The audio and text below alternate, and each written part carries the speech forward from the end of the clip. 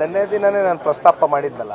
ಈಗ ಕೋಲಾರದ್ದು ನಿನ್ನೆ 8 ವಿಧಾನಸಭಾ ಕ್ಷೇತ್ರದ ಎಲ್ಲ ನಮ್ಮ ಕ್ಯಾಂಡಿಡೇಟ್ಸ್ ಇರ್ಬೋದು, 3 ಜನ MLAಗಳಿರ್ಬೋದು, ಎಲ್ಲ ಬಂದಿದ್ದರು.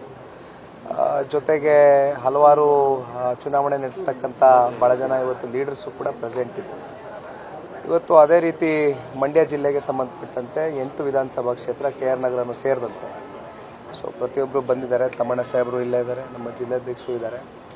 ಹಾಗಾಗಿ ಸಭೆ ಪ್ರಾರಂಭ ಆಗ್ತಾ ಇದೆ. ಹಲವಾರು ವಿಚಾರಗಳ ಬಗ್ಗೆ ಮುಂದೆ ಯಾವ ರೀತಿ ಹೋಗಬೇಕು, ಚುನಾವಣೆ ಯಾವ ರೀತಿ ನಡೆಸಬೇಕು, ಅವರ ಅಭಿಪ್ರಾಯಗಳನ್ನ ಸಂಗ್ರಹ ಮಾಡಿ ಪಕ್ಷದ ವರಿಷ್ಠರಿಗೆ ಮುಟ್ಟಿಸ್ತಕ್ಕಂಥ ಒಂದು ಕೆಲಸ ಮಾಡ್ತಾರೆ. ಸರ್, ಅಲ್ಲಿ ಕುಮಾರಸ್ವಾಮಿ ಸ್ಪರ್ಧೆ ಮಾಡಬೇಕು ಅನ್ನೋ ಕಾರ್ಯಕರ್ತರು ಒತ್ತಡ ಹಾಕ್ತಿದ್ದಾರೆ ಅನ್ನುವಂಥದ್ದು. ಸೊ ಕುಮಾರಸ್ವಾಮಿ ಅವರು ಇನ್ನೂ ನಿರ್ಧಾರ ಮಾಡಿಲ್ಲ ಅಂತ ಹೇಳಿದ್ದಾರೆ. ಸೊ ಇದು ಎಷ್ಟು ಮಟ್ಟಿಗೆ ಕುಮಾರಸ್ವಾಮಿ ಅವರು ಸ್ಪರ್ಧೆ ಮಾಡುವಂಥ ವಿಚಾರಗಳು ಚರ್ಚೆ ಆಗುತ್ತೆ? ಕುಮಾರಣ್ಣ ಅವರು ರಾಜ್ಯ ಮಟ್ಟದ ನಾಯಕರು, ಜನ ಅಷ್ಟು ಪ್ರೀತಿ ಕೊಟ್ಟು ಬೆಳೆಸಿದ್ದಾರೆ ಕುಮಾರಣ್ಣನ.